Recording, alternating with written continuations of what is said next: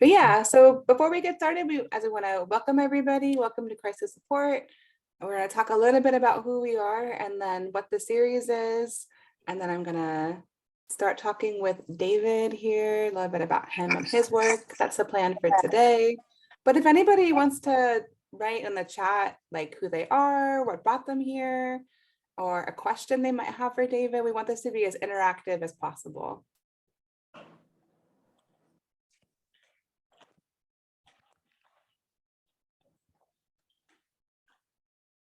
So feel free. Ben from Oakland. You're gonna share the, okay, I won't pressure you. Well, okay, I can share my screen now. We can get started. Thank you. Presentation. Hi, Catalina. Hi. Good to see you. Good to see you. I'm so excited about this presentation. Thank you. Yeah, thank you. Okay, so this is our redefining suicide prevention training. We want to acknowledge that crisis support is on Ohlone territory, unceded Ohlone territory. People want to drop in the chat where they are. Oh, from Illinois. For real? Wow. It's international. Yeah, so people want to tell us where they are. This is great. If you want to acknowledge the land that you're on, you're more than welcome to do that. Okay. Next slide. So the mission of crisis support is to provide a welcoming and safe environment rooted in a belief that through collaboration with clients at every stage of service, healing is possible. And our values are care from the inside out, open hearts and minds, we build connections, we remain committed to growth to be the best people that we serve. And we have a strategic plan in place that reduces barriers and stigma to receiving services. That's our mission. We're the 24-hour crisis hotline for Alameda County. And we were started in 1966, and we respond to more than 65,000 calls per year. We also provide community education, so going out in the community and talking about suicide and signs of risk. And then we have an outpatient therapy program for older adults, people experiencing grief, and students. Our services are sliding scale to free, and no one's turned away for lack of funds. And the focus of the suicide prevention redefining suicide series is that we use the socio-ecological model of suicide prevention. So we believe that suicide prevention needs to happen more than just on the individual or even on the relational level, that change needs to happen in the community and in our larger society if we want to reduce or prevent suicide. We have some upcoming talks. We're really excited about them. We're going to be talking with Beats, Rhymes, and Life. We're going to be talking with the library, and we're going to be talking with a symphony. Again, these are all going to be at noon, from noon to 1. These are all free and virtual. Please spread the word. And then we're going to have our fundraiser May 6th, and that's going to be at Laney College.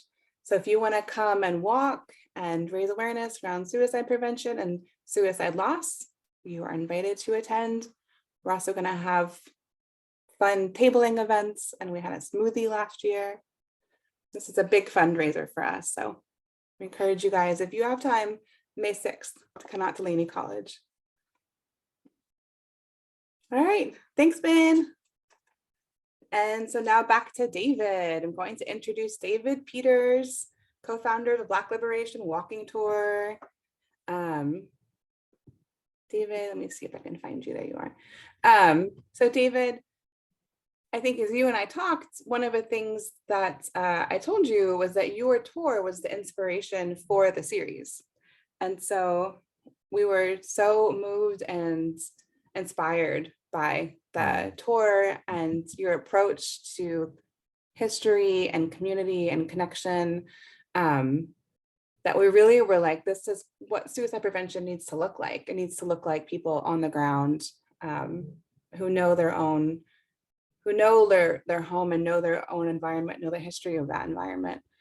So I'm going to pass the mic to you if you want to say a little bit about who you are, introduce yourself to all of our new friends.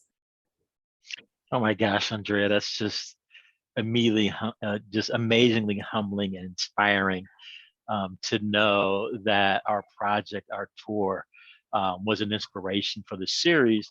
And to make that connection between what I believe is healing work, for me, this is certainly self-healing work on the ground, and to be able to make that connection with your work and your community. So thank you for that. Thank you for your support and coming out with your staff a couple of times on the tour, and then for facilitating this series and calling in just these group of people from both near and far. So thank you for that. I appreciate you, and I appreciate being in community with you and your organization. My name is David Peters. As been said, I am a third generation West Oakland resident, specifically here in the Hoover Foster / Hoover Durant / Ghost Town. Oh, don't call us that anymore neighborhood. That's certainly my perspective. There are certainly people who are very connected and have a lot of pride in that name. So that's just my personal opinion of it. And actually live here next door to the house that I was born in, and my wife and I moved back here 5 years ago to some property that my grandfather acquired in 1955 during so-called white flight. And so that's provided me with a deep sense of rootedness to this neighborhood across generations of change. And so, growing up, I was privy to my grandparents' stories and my mom around the kitchen table, around development, misdevelopment, the status of the Black community here particularly in West Oakland, and it's striving for agency and for recognition and for some small measure of determination about the things that happened in our neighborhoods. Grew up around Oakland and Berkeley, went through all the way through high school here. And then I went off to school. I'm a CPA by trade and training. Continue to do that to help to fund this other cultural work that I certainly believe I've been called to do. What really gives me life is the delivering on the Black Liberation Walking Tour. The tour was founded it'll be 2 years on Juneteenth this year, out of an effort that came out of the Friends of the Hoover Durant Public Library. And so the synchronicity of seeing you've got an upcoming session on libraries and suicide prevention, and knowing that this tour came out of the library just reinforces the connectedness. And I think as I, looked at your model that had the concentric circles in it, it reemphasizes the validity and the realism, of that sort of model. Because certainly as a community that used to have 2 libraries, and, hear my mom and her generational cohort talk about attending those libraries, seeing some pictures, and then my own personal childhood experiences of libraries as a place of refuge, as a place when I was bored, or if I wanted to miss something that might have been happening on the streets in my neighborhood, or somebody that I didn't want to run into, and just knowing I had the safety of being able to go to a library because it was a safe place for a young kid, teenager, preteen kid, and so just wanted to honor and lift that up. My story is like that of so many tens of thousands of others, who grew up and came of age, here in Oakland, and for me, particularly in the 70s, at a time when Black power and Black people were gaining prominence, power, economic status in Oakland, really pushing back against institutional racism, systemic racism, particularly with access to land and property and just place.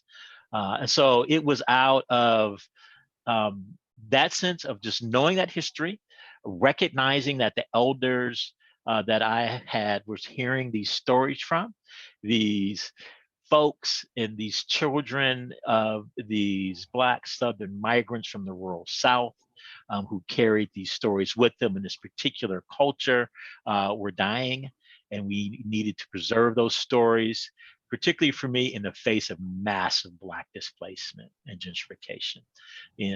Black folks are the only racial group that we see declining in Oakland, and our numbers have been halved since 1980.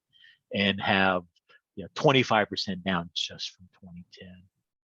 And so to sit here and live amongst this tragedy, this disappearance of friends and neighbors and families, extended families, my nuclear family has been spread across the country, is extremely painful for me. I live every day with the memory and the realization of what this community looked like culturally.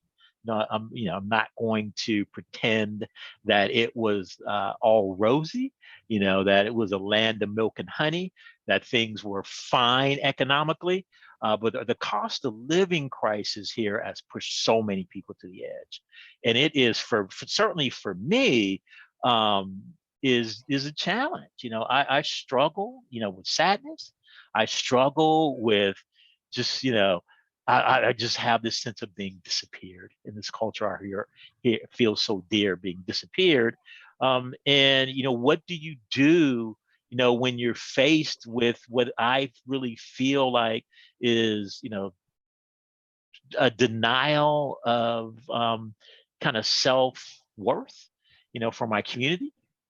And just the feeling that we're being disappeared and there's not much we can do. Well, for me, action is my only. I don't know what else to do. I don't know. I don't know what else to do. I can sit in it and stew in it and be mad and be sad and do all those things and recognize all those things. But at some point, I just gonna burst. And so I needed to tell these stories. And so this tour really came out of a need to share my love for this neighborhood, to share my love for Black culture that I grew up in, Panthers, which are mythologized and fetishized, I would say, in certain ways by so many people, and to be many things they are, but some things that they're not. But my one single largest takeaway from that is I have the right for self-determination and self-expression, and nobody can take that from me. And so that's what I do in the tour. And so you've seen me in that tour experience. I've got great passion for telling those stories of 100 years of, in this particular case, Black folks, Black events, Black locations, and certainly through the lens of my experience. And for me, I find that extremely therapeutic. It's extremely therapeutic for me. And I have witnessed to hearing other folks tell their stories and recognizing that it is for them as well as for the audience of listeners.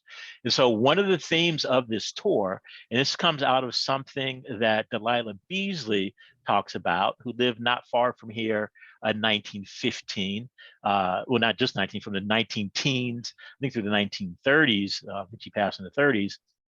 And she was the first Black syndicated columnist in the United States. Not the first Black woman syndicated columnist, the first Black syndicated columnist. She self-published a book called Negro Pioneers of California in the 19-teens because she had a sense and a realization that the history of the first Black folks to come to California, particularly the pioneers in the post 1850 era, but also her book covers back to the Spanish explorers and Spanish colonial era, the contributions of Black folks. A palpable sense of these stories were not recorded, they would be lost. And it is through these stories that we ought to know who we are, where we come from, and that our culture has worth, value, and place. And so I'm motivated by the same impulse, but just my contribution has been much smaller, but incredibly valuable personally for me. And I'm really grateful for the folks who have come out to participate in that and exchange ideas and perspectives. Thank you so much for that, David. I would love if anybody wanted to, again, drop a question in the chat to David, to anybody, feel free. Also wanted to say, I know that I've told you, David, but just for the audience to know, we're on 61st and MLK. So we're just like down the street from the Hoover Foster neighborhood. And I think that gives special resonance to us too, that you are, you're talking about our neighborhood, our community, and particularly that you're talking about an underserved, underloved area of Oakland. underseen, I feel like, Mhm. area of Oakland. And I think that also, I think, resonates for us. I'm looking at Ben, but it resonates for us, people who work in this field of community mental health. I think so often we see so much beauty and strength in individuals who are not always seen in the way they're supposed to be seen. Also, another motivator or connecting factor, I think, for us, or what sort of brought us to you is, and I might have mentioned this to you when we talked, but the suicide rates are rising, they're not decreasing, even after, increase in funding, increase in community education projects, increase in people learning screening tools and assessment. We're seeing rates rise, and we're seeing rates rise among youth of color, particularly Black youth.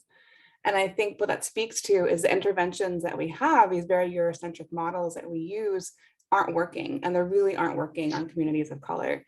And one of the things that has been found to be effective is when we can tell people that they matter, that they belong and they matter. These are really big factors in suicide prevention. And so often Black youth and youth of color aren't getting those messages.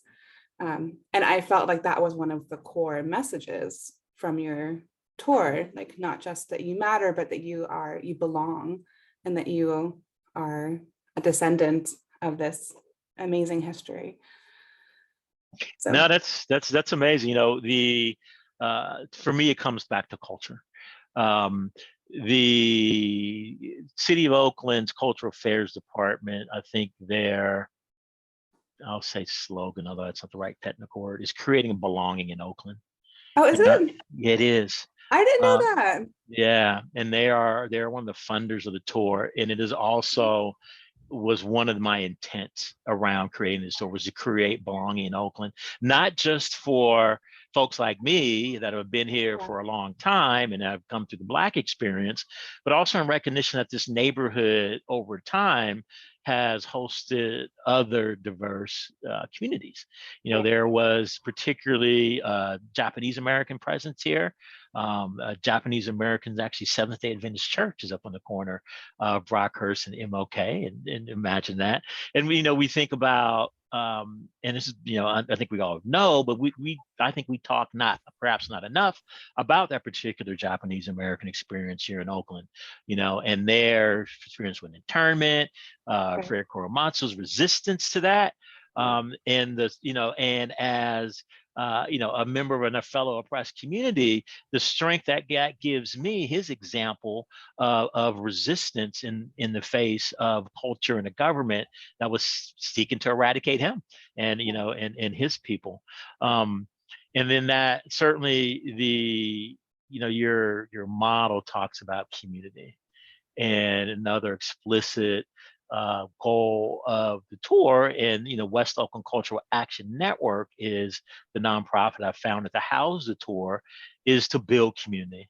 It's just to build connections amongst people in this neighborhood, and primarily, and then with people outside of the neighborhood who find value here and who want to contribute and participate their skills, talents, and abilities in recognition of a physical space and place that has been denied unjust, and equitable access to not only physical and economic resources, but I would also say, cultural, spiritual, and mental health resources.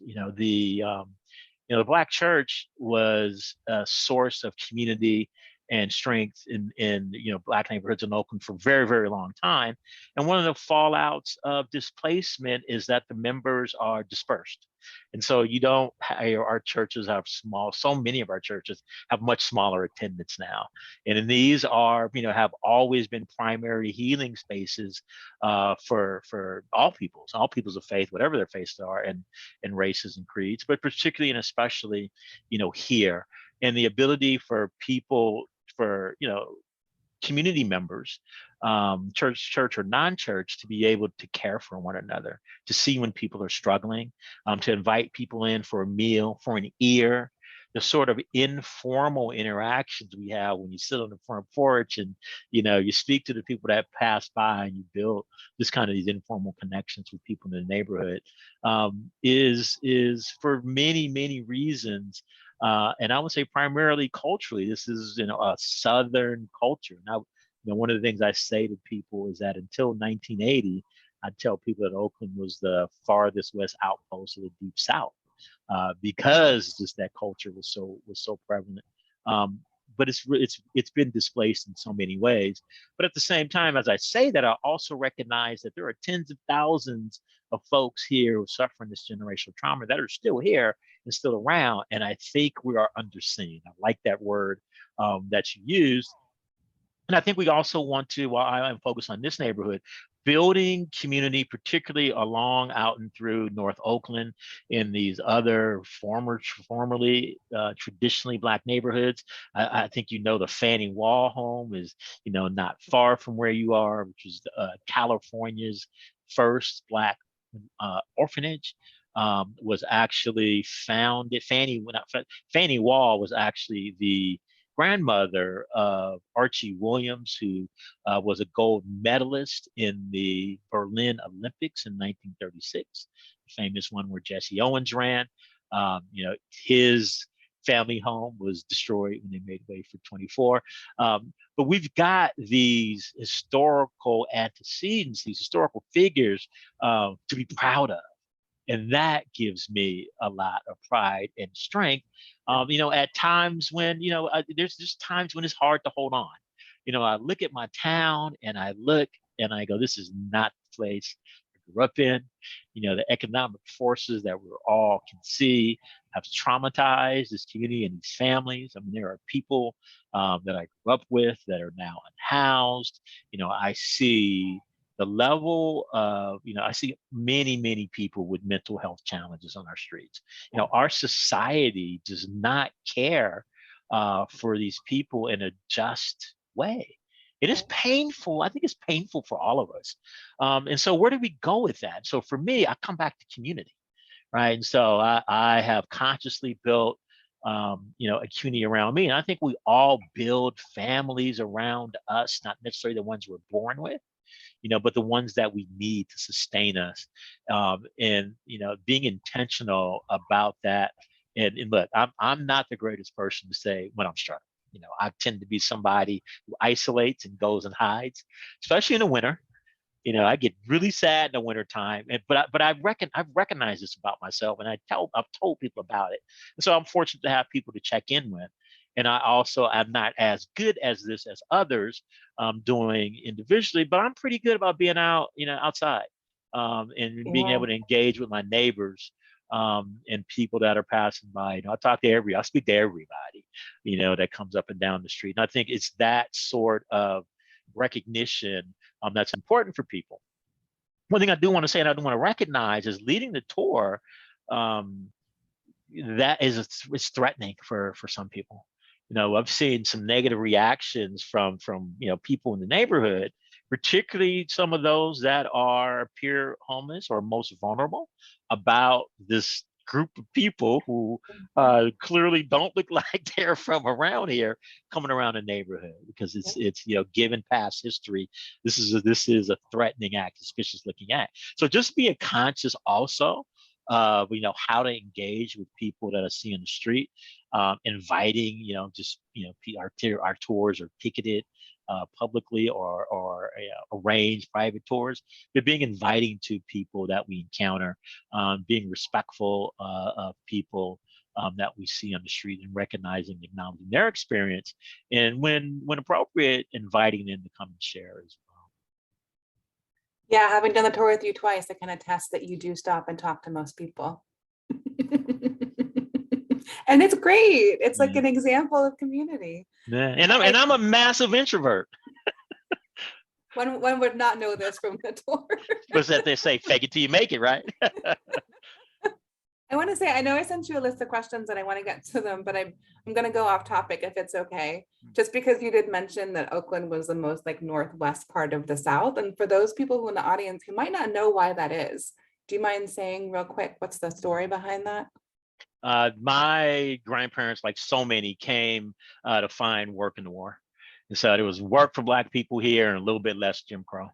And so we've got, starting in 1940, there were 8,000 Black people in Oakland. By 1950, there was 48,000. And by 1950, there was 88,000. So we saw like 40,000.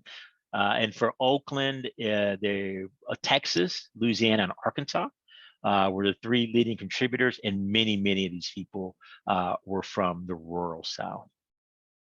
Yeah. Thank you for that history, like little snippet right there. Because I think that had a seismic change on Oakland. And I also want to say that Hella Black podcast that you recommended starts off with an oral history of people telling their story of moving from the South to Oakland. And it is such a great listen. I totally recommend it.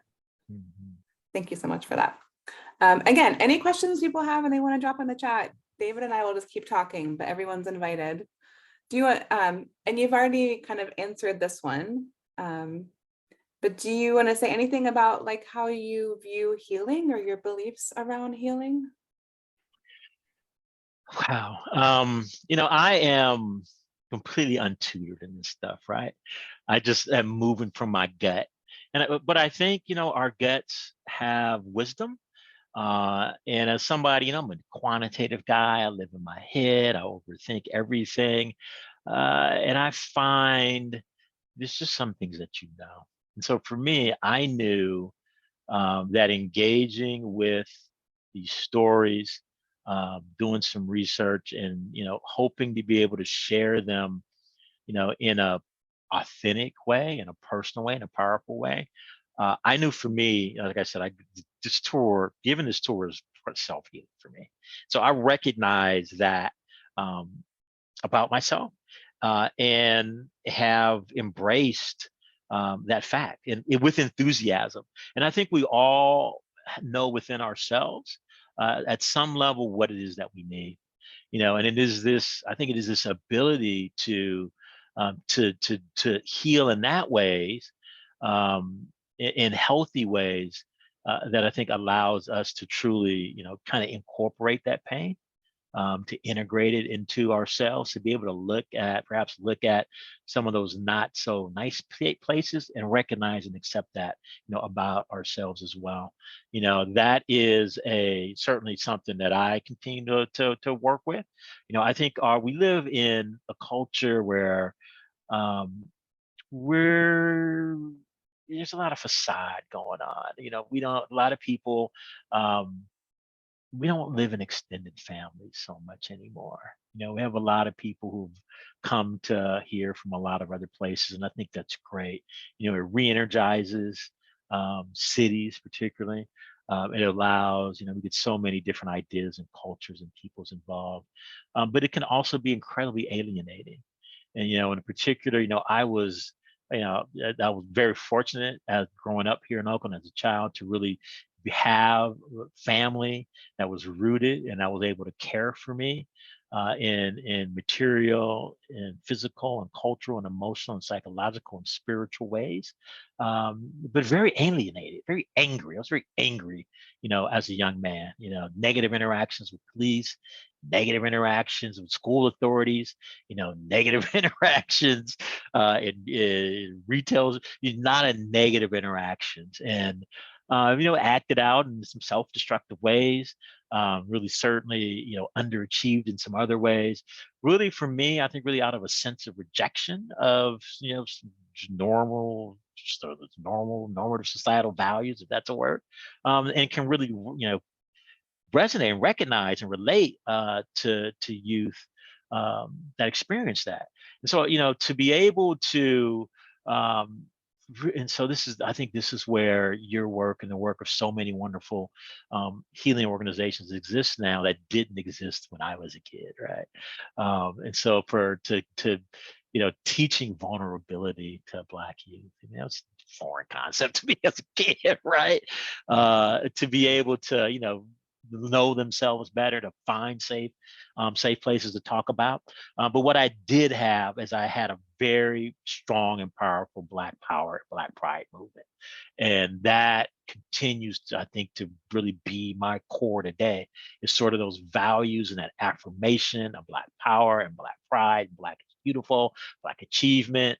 I saw a lot of Black homeowners. I saw, Black people who were climbing the economic ladder and being moderately successful at least, and some that were, being successful beyond anybody's wildest dreams, beyond what, I could imagine or they could imagine.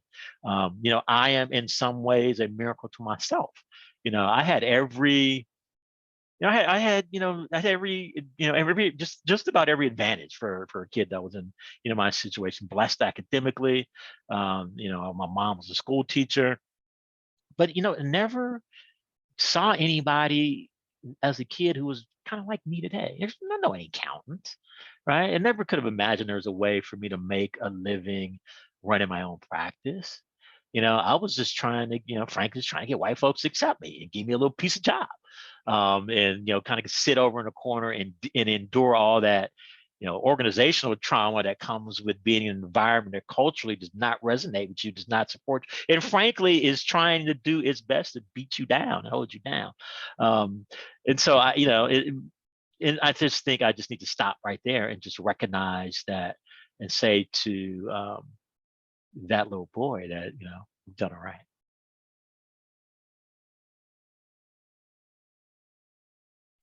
It's muted. That's lovely. Thank you so much for sharing that, David. I appreciate that. Again, yeah, just the importance of visibility and the idea that like you have something that you could be in the world. It sounds like you didn't have that, but you are that now for some people, for a lot of people, another way of being, another possibility in the world. Do you mind? And again, I'm totally going off script. I apologize. We're great. I think we're if the audience likes it, I like it. No one's complaining. But for the audience, do you mind sharing a little bit about, because you said, I grew up alongside the Black Power movement. Thanks, Ben. Do you mind sharing like your personal experience? Because I think that was one of the parts of the tour that was so meaningful to me, where you were like, I walked this intersection, like I saw this. Yeah. Do you mind sharing any of that? Yeah, no, absolutely. I have still a vivid memory sitting in my grandfather's truck, hearing James Brown sing "Say It Loud, I'm Black and I'm Proud." I must have been 5. And, just the feeling that gave me at a time, there was I'm just 5, like I'm a little kid, but, conscious and aware of some of the social things that are happening around me, right? Martin Luther King had been assassinated in 1968. I wasn't quite sure what had happened, but I knew white people had done something terribly bad, just from my grandparents. Living in Oakland at that time, pretty segregated, not by law, but certainly by practice, by custom, by real estate, and absolutely being, knowing that, traveling down south in the summers to visit family, and being well aware that Black people were treated differently. But then coming into, and then Huey was on trial for his life after being allegedly killing Officer Fry of the police department. And I still, every time I pass by the Alameda County Courthouse steps, those cries of "Free Huey" and those chants and those protests there continue to resonate for me. But really growing up in the early 70s, just really in this environment where, and I think I've said this, is, the word on the street, people were like just the Black Power movement, Black cultural nationalism, sheiks, afros, the embracing of the term Black and turning that from a derogatory term into a term of pride and power. At the same time as, there was this third world liberation movement, countries all around the world, Southeast Asia and Africa, South America, are expressing their desire to throw off colonialism and be free and determine their own paths. And the Oakland's Black-centered Black power and militancy movement played a central role in developing political analyses and theory and organization and inspiration, around that. One of the most powerful statements I heard was, I think this was a Pakistani guy living in the UK, saying, "I'm Black, not because of my skin color or my race, but because I'm otherized in my culture, here in the society I live in the UK." And then walking these streets and seeing, leather jackets and the berets, the uniform of, the Panther Party members, and seeing, older kids taking that up, because the Panthers, the workers, the rank and file and the Panther Party were kids. 18, 19, 20, 21-year-olds who were assigned living spaces, who did amazing community work for food, basically, for really no recompensation, and just that dedication to serve community was incredibly inspiring. And the number of programs, sickle cell testing, anemia testing, the breakfast program, which was started at our first stop on the tour, that was meant to serve students at Durant Heights Elementary School, which I attended at the time. It started, did not attend there, breakfast program, to be clear. But just at night, and at that time, we really even being aware of it, but seeing the Black Panther Party newspaper, seeing them organizing, picketing at that Safeway, looking at the hundreds or thousands of people that came to the funerals of martyrs like George and Jonathan Jackson, and their struggle and resistance to the California carceral system, certainly instilled in me, and I think instilled in this town's fabric, and its political and its cultural fabric, and then nationally and internationally at the same time. There were a lot of alternative movements that were happening in the country to try and transform our society, and kind of really, West Oakland, Oakland, East Oakland, North Oakland, Berkeley, San Francisco were really central to that. And I'm incredibly grateful for having been a child at that time in this place. Incredible. Yeah, thank you so much for sharing that memory. I worry sometimes that has been lost in Oakland, that maybe not everybody knows that all of those things happened like right around the corner from where you might be at any point in Oakland. That there's so much history in our streets. I think some of that is lost, and I think that's a huge shame. So my question for you, and I'm going back on the script. My question is, what are your hopes for your community? Wow. Healing. Yeah. I think no matter what else happens, I think healing is first. Togetherness, just whatever that looks like, building connections one to another, I think is in a foundation, perhaps a foundational part of healing, and self-determination. For me, there's a lot of analytical lenses that we can look at communities through. I find the Panthers' analytical framework of the Black community as a colony inside the United States is useful in many, many, many ways. The extraction of resources and transfer to other communities, I think, describes it aptly. And so I one of the aspirations, I would say, of WOCAN is to be able to participate in a process we're able to design what our community looks like in the future. And this is something that must incorporate everyone that's here now. There's a lot of tension, I think, between longer term residents and our very newest residents, but we're all here together now. Certainly, I believe one of my hopes is for municipal housing reparations, so that we can see we are many displaced people here in Oakland, to see them healed financially, economically, or for property in some ways. Can't make it right. We can't make people whole, but we can do something. And I just don't accept the fact that our leaders say, well, there's not enough resources, we can do nothing for this particular group of people. You can do something. And so, I'm actively, working on, a campaign for a declaration for municipal reparations here in Oakland, specifically for West and North Oakland, where so much of the damage was done. Don't want to discount East Oakland. There's certainly damage is there. A fact that perhaps many people don't know is that East Oakland was a segregated whites-only community for a very long time. Until West Oakland was really destroyed in the 50s and the 60s, and people had to move somewhere else, and so we saw many more Black people moving east. But that's certainly one of my goals as well. And I wanted to be able to see that we have a increasing wealth divide, income divide here, and we just don't have a place for I'm extremely fortunate to have had a home to land to. Otherwise, we wouldn't have been able to come back. And so to be able to find places for, I think I read the other day that more AC transit drivers live in Stockton than anywhere else. Wow.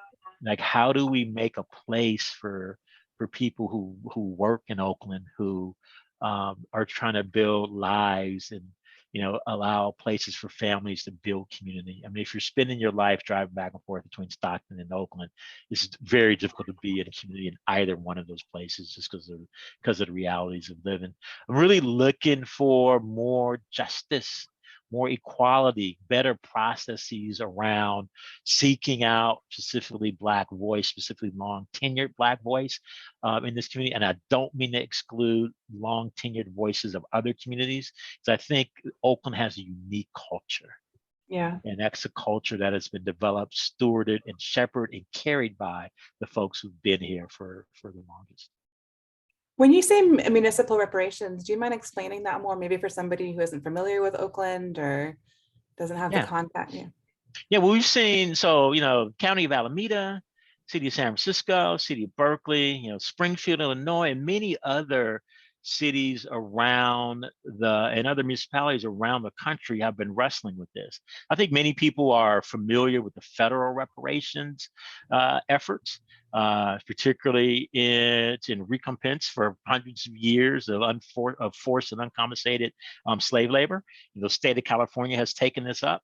But very specifically, our cities, in Oakland in this case, participated in government programs through its redevelopment agency specifically, and other agencies that stole Black people's property and wealth. And this is of recency. Like Freeway 980 wasn't completed until 1985. This is not something that happened 100 years ago. There's people alive that had renters, uncompensated renters who were pushed out, homeowners and other property owners who were compensated in below market ways that were pushed out. And then in the context of redlining and a racially discriminatory real estate financing system that prevented Black folks from borrowing against their properties and then maintaining and being able to invest in our own neighborhoods. And now we see, some of, and I want to just be careful about how we say these. I'm not trying to make individuals out to be villains, but we have to recognize that sometimes the very folks who fled Oakland, and I'll use this example, fled Oakland as to whites only San Leandro in the 1950s, now inherited wealth that allows them to be able to come back into Oakland and buy back into the very neighborhoods their parents may have abandoned. That's criminal to me. And so without providing supports to our Black and other BIPOC neighborhoods, we will not have healthy communities. Yeah, I really appreciate that. Thank you for identifying that so clearly. And I think what comes up for me is when we talk about suicide prevention is, there's this idea that we can't tell people to live. We can't tell people they should want to live if we're not creating a world in which they can live and they can thrive and they can be successful. And owning land and also having the what happened to you be acknowledged, these are huge parts of helping people feel like they want to live, helping people feel like their lives are meaningful. So thank you so much for that connection. Last question is, and again, if anybody has questions, drop it in the chat, but do you mind sharing a story or a specific part of your work that speaks to the values that you hold? So is there? Yeah. Victoria, I just said, you said something, having it be acknowledged. Yeah. I think we all strive to have our pain as well as our successes acknowledged by others. And so I think that's just, for me, just to have the city council make a declaration right? As a first step would heal me, and I think would heal tens of thousands of others. A story.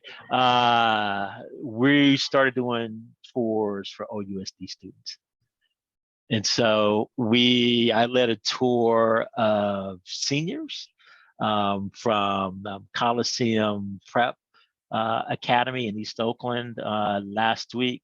That was amazingly gratifying to me to be able to have the opportunity to talk to graduating seniors that have managed to get all the way to 7 weeks from graduation, in maneuvering through what it takes to get to that position through East Oakland. And their attentiveness, their engagement on the tour, and their feedback was just, it was powerful for me, man. It was one of the things that I had hoped would be an outcome of this tour, to be able to engage with Oakland Unified School District, not only in the tours, but helping with curriculum development. Yeah. And, got a met with some ethnic studies teachers last summer, and we'll be working with them this summer to bring some of this local history into the curriculum in our local schools. It is so awesome. It's so inspiring. Do you mind saying a bit about what's behind you? I don't know if anybody took your backdrop. I'm so glad you asked. Okay, as you can see, that's the Black Liberation mural. It's on the corner of Market and 31st. WOCAN commissioned that as to be a stop on the tour, and it highlights some of the places and the stops that we've got on the tour. C.O. Dellums, who is an underknown and probably the central figure, as I describe it, in the West Coast Civil Rights Movement, the vice president of the Brotherhood of Sleeping Car Porters, the first Black in the United States. We've got this searing image here, which was originally Huey Newton in a fundraising poster, which resonates and reverberates for many folks who are familiar with that image. And even for those who are not, this is an amazing, powerful image. The centrality of putting a Black woman, here, helps to recognize just the amazing power and strength and leadership of so many Black women in this community, both historically and currently. We see Breonna Noble, who famously rode her horse down Broadway in that summer of Black Lives, and when the world was on fire and we were all protesting in the wake of George Floyd's murder. And then, we've got an homage to these Southern roots here, with the agriculture. A Black elder like my grandfather's, who I thought was the most multi-talented man in the world. It was the thing he couldn't do, if you asked me. And then it comes back and become full circle with this acknowledgement of reading and the importance of libraries in our communities. Come out and check out the mural. If you download an app called Black Terminus AR, Black Terminus AR to your smartphone, and you open up and point it at that mural, you'll see something pretty cool. It's real cool. I recommend it. Yeah, and thank you so much for explaining all of that. It's such an amazing mural, and it's so amazing to have it just right there on our Art streets. is healing. Art is healing for me. And I think it is for others. Yeah. We had a talk on that too. And so I also want to acknowledge Stephanie Singleton, who is in the audience. She's going to be on Lunch and Learn in a few weeks with the Oakland Public Library. So thank you so much, David. Any last things you want to say to our peoples? Any last words? Yeah, I just want to thank everybody for attending today. Learn your stories. I don't know how, we talk to people around us and our families, but to take an intentional, opportunity to either share your story with someone younger in your family, maybe it's someone your age or cousin, and then particularly with our elders, to give them, to help allow them space to give voice to their experiences, I think is also tremendously healing and helps to build not only family connections, but community connections. Totally agree. And if people want to join the tour, what do we do? I think there's a link. I think Ben dropped the link to thewocan.org. You can find through there the link to BLWT.org, We do public guided tours on just about the third Saturday of every month in the summer. We love doing private tours for groups or agencies or companies at any time. And then we are also having our annual Juneteenth celebration, whose date we're finalizing. And we'll be sure to reach out to you and let you know when that's coming up. Yeah, thank you so much. All right, everybody. Thank you for joining us. We look forward to seeing you, everybody, back here next week and the week after and the week after.